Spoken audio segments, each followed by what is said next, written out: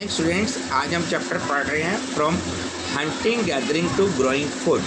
शिकार करने के बाद हम भोजन को कैसे पैदा करने लगे। ये चैप्टर है अर्ली एज के पर्सन्स का।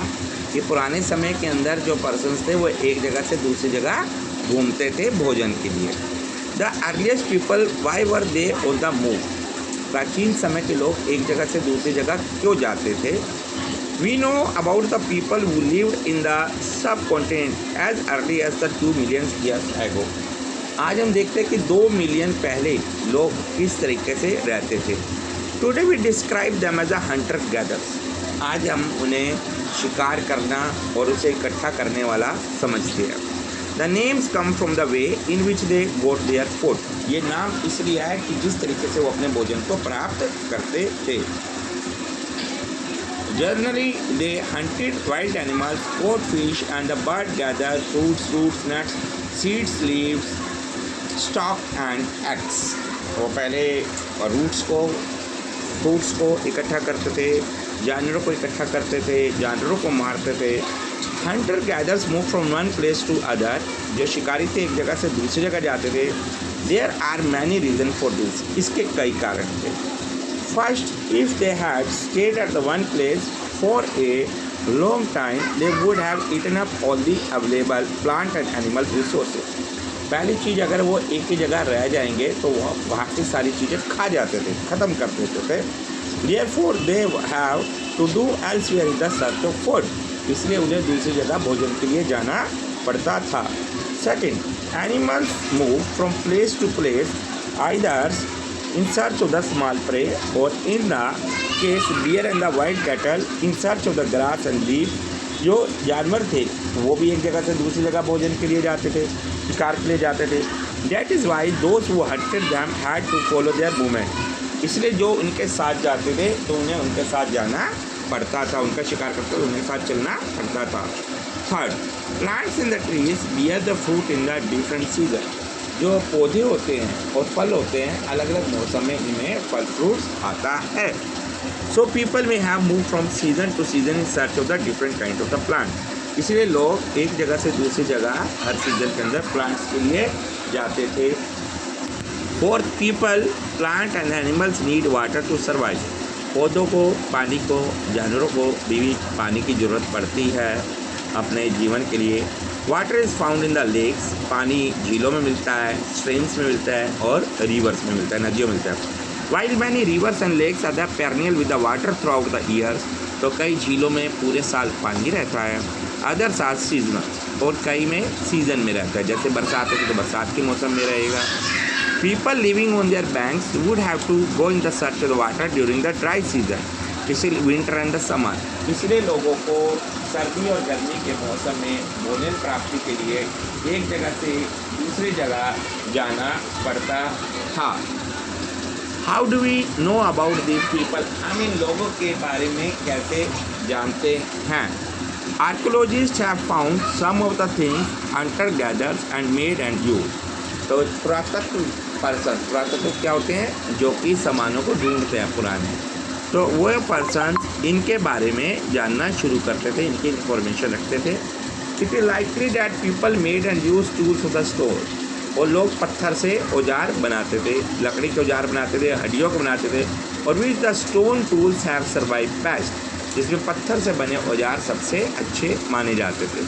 सम of these stone tools were use to cut meat and bone. इसमें से जो कई जो औजार थे वो मांस काटने के लिए प्रयोग किए जाते थे। Scrap bar from the trees, पेड़ों से छाल उतारने के लिए प्रयोग किए जाते थे। And hides animal skin, chop fruits and the fruit, और फलों को काटने के लिए और जड़ों को काटने के लिए प्रयोग किए जाते थे।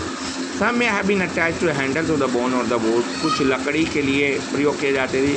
To make spear and arrows from the hunting. कुछ एरोज बनाने के लिए, तीर बनाने के लिए प्रयोग होते थे।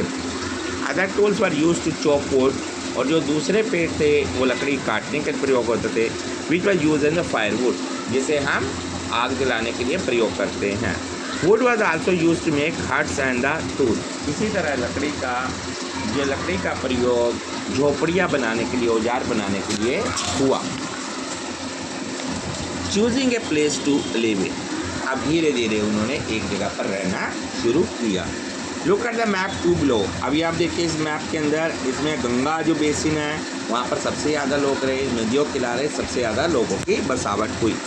All the places marked with the red triangles are sites from which the archaeologists have found evidence of the hunter-gatherer। यहाँ कई जगह आपने चिन्ह देखे हैं जहाँ पर दिखाया गया है कि जो प्लेस है जहाँ पर लोग शिकार करने वाले रहते थे। Human gather lived in many more places, और इंसान और भी कई जगह पर रहता था। Only some are shown map. Many sites were located near sources of water such as the rivers and the lakes. इसमें से जो कई जगह है वो नदियाँ और झीलों के आसपास है। As stone tools were important, people tried to find places where the good quantities of stone was easily available। और कई जगह पर लोग देखते थे कि अच्छी क्वालिटी की चीज़ें कहाँ पर मिलती हैं। अब हम इसके नेक्स्ट पॉइंट पर जाते हैं। Finding out about the fire. अब आग को ढूंढा गया। आग की खोज कैसे हुई? Yes. Find the kernel caves on the map too. Traces about the ash have been found there. This suggests that people were familiar with the use of the fire.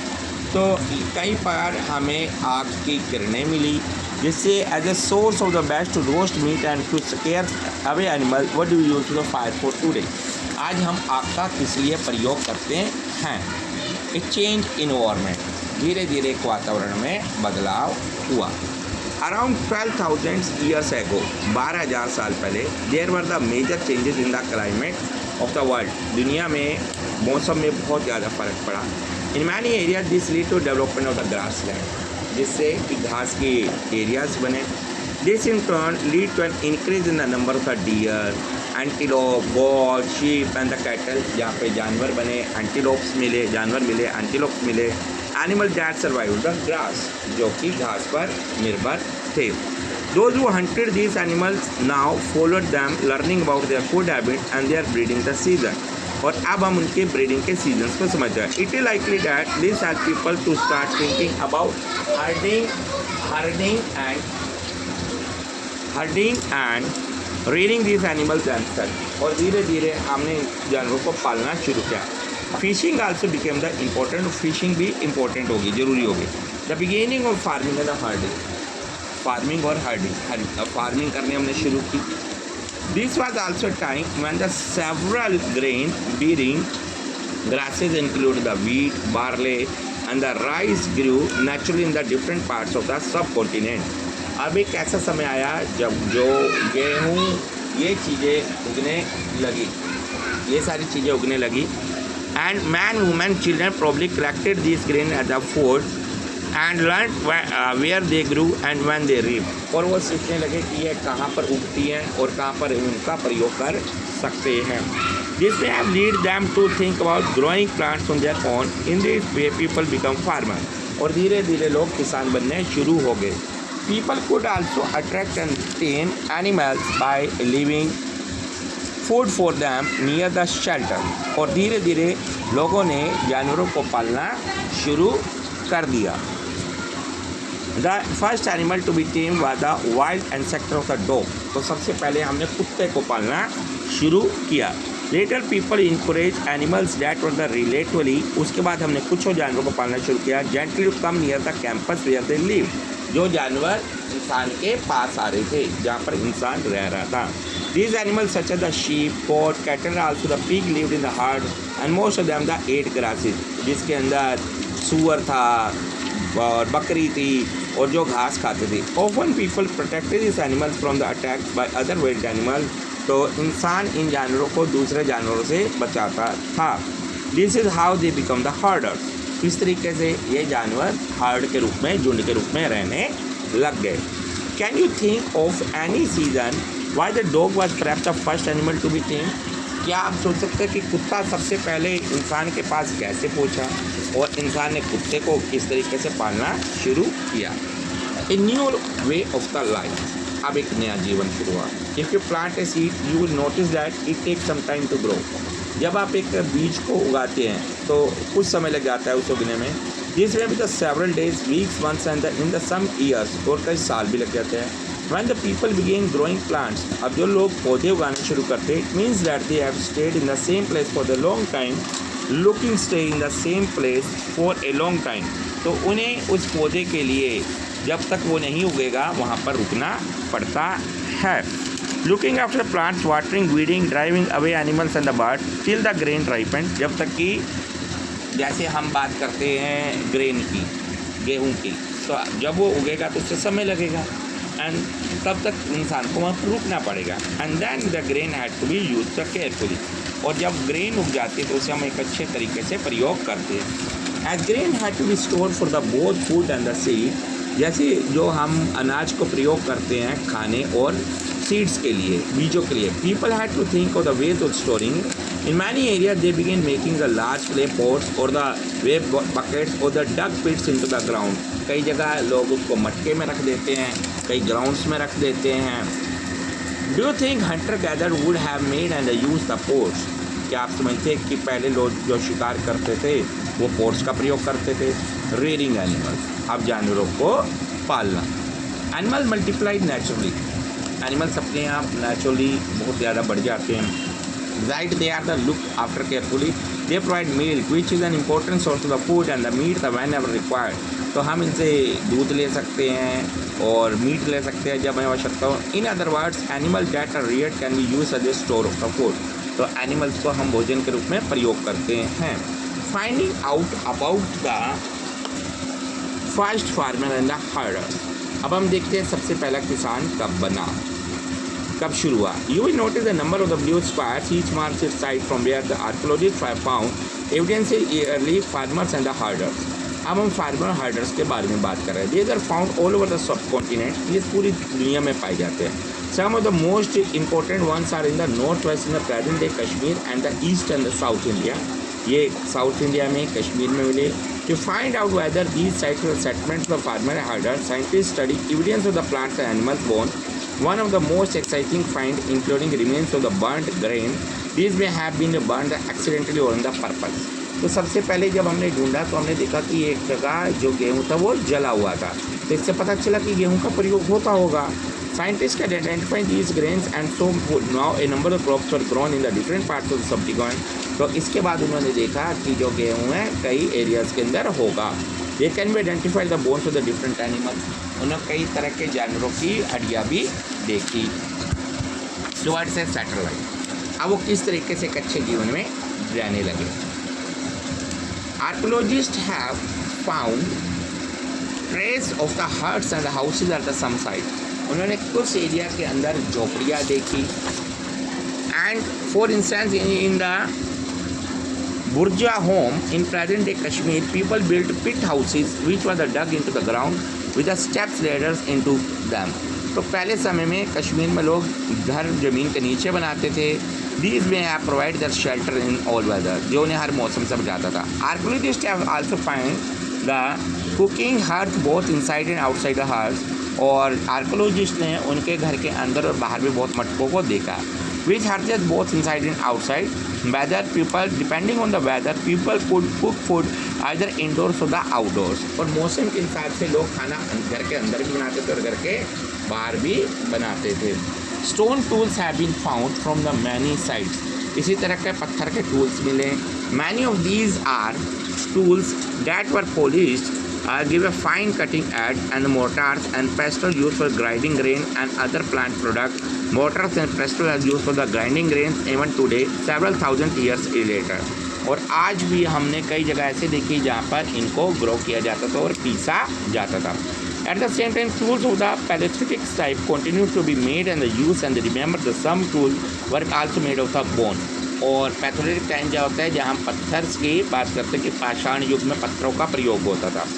Many kinds of earthen pots have also been found. These were sometimes the decorated were used for the storing the things. और ये कई चीज़ों को store करने के लिए प्रयोग होता था।